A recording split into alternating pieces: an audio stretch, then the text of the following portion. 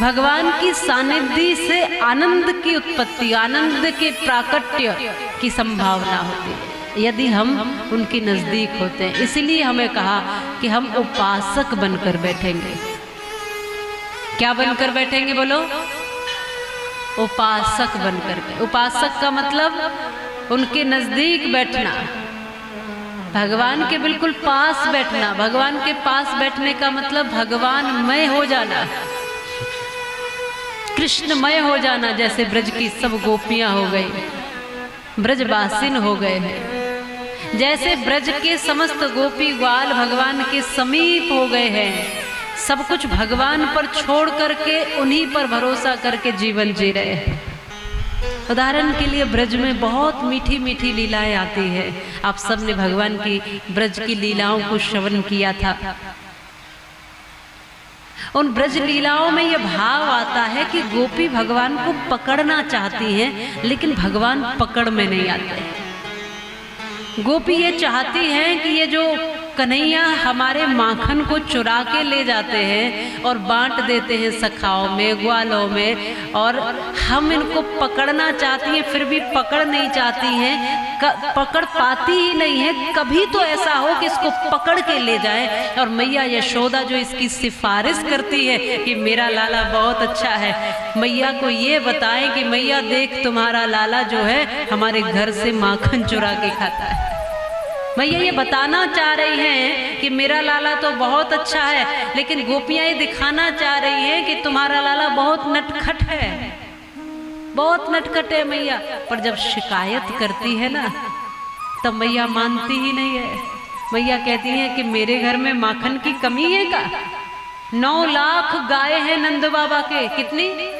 9 लाख। 9 लाख गाय जिसके यहाँ हो, भला वो माखन की चोरी करेगा क्या?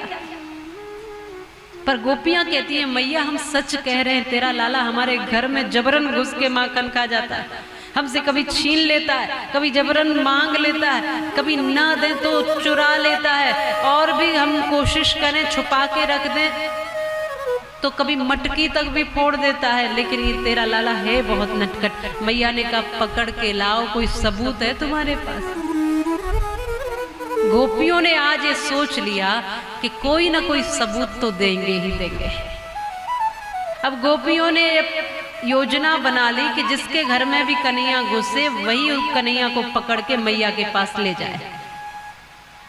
ये भाव की कथा, ये रसिकों की कथा है। तब ब्रज की जो गोपियां थी वो सब सचेत हो गई। आज लाला अपनी टोली बना कर गए, और जब टोली बना करके गए तो गोपी के घर में एक के घुसे और देखा कि माखन तो ऊपर छीके पर रखा है। तो भगवान ने सब ग्वाल वालों के सहयोग से वह माखन उतारा और सबको बांटा। क्यों माखन की चोरी करने जाते थे, यह कथा तो हम परसों की कथा में सुन चुके थे। क्योंकि सब सखाओं को इकट्ठा किया था कि यह माखन ब्रज के बालकों तक ही रहे, यह कंस के यहाँ नहीं जाना चाहिए, जो कंस गोपी ग्वालों से कर ले लेता था माखन के रूप में। और वो राक्षस माखन खा के पुष्ट हो रहे थे, ग्वाल वाल सब कमजोर हो रहे थे। इसलिए भगवान ने ये योजना बनाई कि माखन हम चुराएंगे, चाहे लूटेंगे, चाहे मांगेंगे, चाहे मटकी फोड़ेंगे, लेकिन माखन ब्रज का ब्रज में ही रहेगा।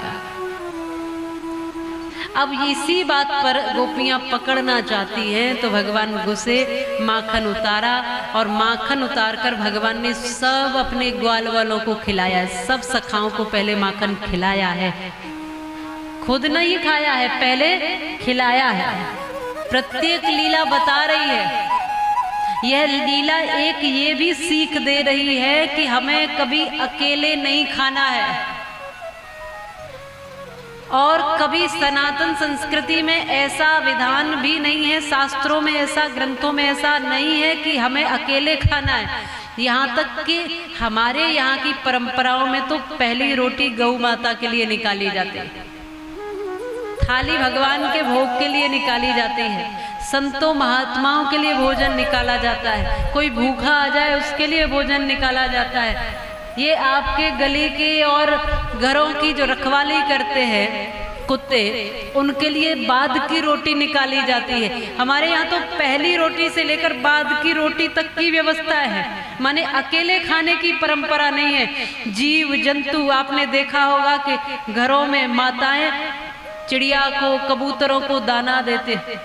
बहुत से लोग आज भी ये प्रक्रिया करते हैं, चींटियों को भोजन पहुंचाते हैं, पक्षियों को भोजन पहुंचा रहे हैं। कोई भूखा है उसको भोजन निकल रहा है, इसलिए बांटकर खाने की प्रक्रिया हमारी संस्कृति में है। कहा भी है कि जो बटोरा जाता है वो विषाद हो जाता है। विषाद माने विष, जहर।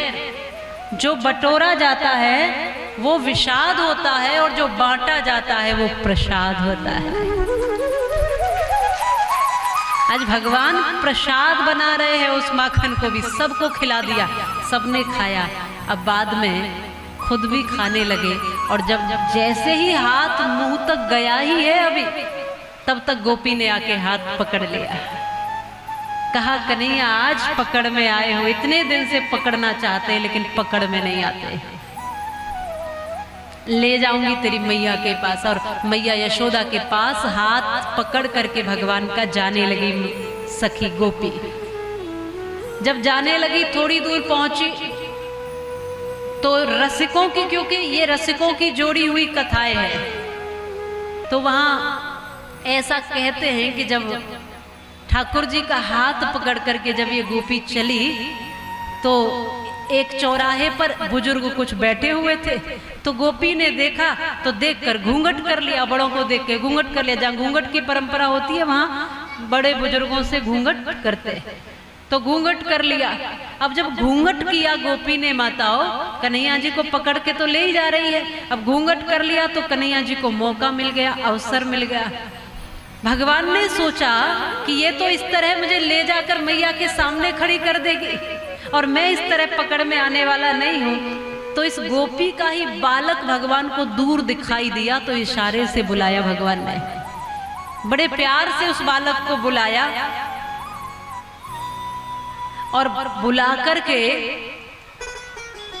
जब वो बालक पास आया तो भगवान ने थोड़ा सा मुरझाया सा मुंह बना लिया। इस बालक ने कहा कि लाला, सब लाला कहते हैं ब्रज में, कन्हैया जी को आज भी हम लाला ही कहते हैं, हमारे लड्डू गोपाल को हम लाला ही कहते हैं, कि लाला तू इतना उदास क्यों है, इतना दुखी क्यों है, और तोए मेरी मैया कहाँ ले जा रही है। ये ब्रज की लीलाएं वैसे ब्रज भाषा में कहते हैं हमारे यहाँ। तो वो बालक पूछ रहा है कन्हैया जी से कि लाला तोए मेरी मैया कहाँ ले जा रही है। तो भगवान बड़े होशियार है, भगवान कहते हैं कि लाला देख, तेरी मैया मेरो ब्याह करवावे ले जा रही है, तेरी मैया मेरो ब्याह करवाने ले जा रही है। तो फिर लाला तू दुखी क्यों है, ब्याह करवाने ले जा रही है तो खुश होना चाहिए, तू दुखी क्यों है। अब भगवान कहते हैं कि देखो भैया, तुम्हारी मैया बिना मेरी मैया से पूछे हुए मेरा ब्याह करवाने ले जा रही है, तो दुखी तो होऊंगा ना। तो फिर लाला मैं तेरी कहाँ मदद करूं, उस बालक ने पूछा। तो कहा कि देख, तोहे ब्याह करवाना है। भगवान ने पूछा तोहे ब्याह करवाना है। तो इस गोपी के बालक ने कहा कि हाँ भैया, मैं तो बहुत दिन से चाह रही हूँ कि मेरी मैया मेरो ब्याह करवा दे, पर तेरो करवाने ले जा रही है, मेरी मैया मेरो ब्याह नहीं करवा रही। बड़ी अजीब बात है। तो भगवान ने कहा देख, अगर ब्याह करवाना है तो अपनी मैया को हाथ पकड़ ले। हाथ पकड़ा और मैया तेरी जहां ले जाए चुपचाप बिना बोले चले जाना अपनी मैया के साथ। तो फिर कही कि ब्याह है जाएगा ना, बोले हाँ बिल्कुल ब्याह है जाएगा। अब भगवान को अवसर मिला और भगवान ने गोपी से कहा, गोपी इतनी देर से एक ही कलाई पकड़ी हुई है, मेरे नाजुक से हाथ है और तेरे कठोर से हाथ है, दूसरी कलाई पकड़ ले मेरी। कहा ठीक है लाओ पकड़ा। अब घूंघट में ही चली जा रही है और दूसरी कलाई पकड़ने का जैसे ही अवसर आया तो उस बालक की कलाई पकड़ा के भगवान सीधे हाथ छुड़ा करके अपनी मैया के पास गए। सीधे पहुंचे यशोदा मैया के पास और कहते हैं कि मैया भूख लगी है, और मैया ने माखन दिया, माखन खाया भगवान ने। तो फिर मैया की गोद में बैठकर थोड़ा सा माखन लगा भी रहे। मैया को कह रहे मैया देख, मैं बड़ो सीधा हूं ना। मैया करिए हाँ लाला। मैं तो बहुत भोलो सा हूं ना। मैया करिए हाँ लाला। देख भैया इतनो सीधा हूँ, तेरे हाथ से माखन खा रहे हो, इतनो भोलो बालक कहते रहो, लेकिन देख मैया ये ब्रज की गोपी इतना चिढ़ती हैं कि कोई ना कोई गोपी शिकायत लेके अभी आ रही होगी, देखना तू थोड़ी देर में कोई ना कोई शिकायत लेके पहुंचेगी। मैया कहती है मैं देख लूंगी, तू चिंता मत कर। अब लाला आराम से आनंद से बैठे हैं और गोपी अपने ही बालक का हाथ पकड़ के पहुंची और कहती है अरे यशोदा मैया बाहर निकल के आ, देख देख तेरे लाला को पकड़ के लाई हूँ, आज कन्हैया को पकड़ के लाई हूँ रंगे हाथ। तू कहती थी कि मेरे लाला को पकड़ के लेके आ। मैया बाहर निकली और देख के हंसने लगी। तो गोपी कहती है मैया अपने लाला की करतूत पे हंस रही। मैया कहती अरे गोपी घूंघट उठा के तो देख जे तेरो लाला है कि मेरो लाला है। अपने ही लाला को पकड़ के मेरे पास लेकर आई है और अपने ही बालक की शिकायत करने मेरे घर क्यों आई।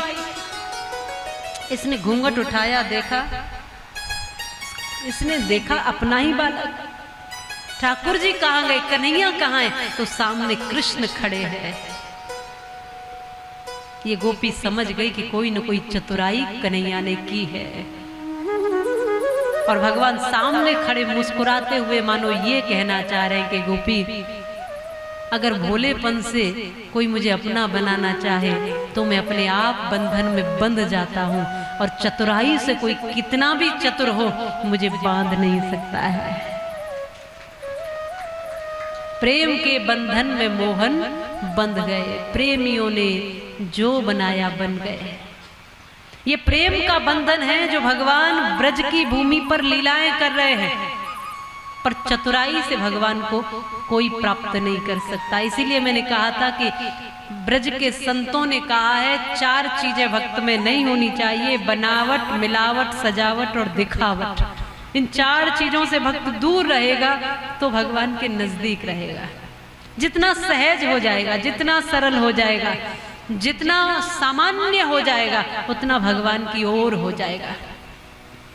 और जितना बनावट में लिप्त रहेगा, जितना मिलावट में, जितना दिखावट, सजावट इत्यादि में रहेगा, जितना बाह्य बनावटी होगी उतना भगवान से दूर जाएगा।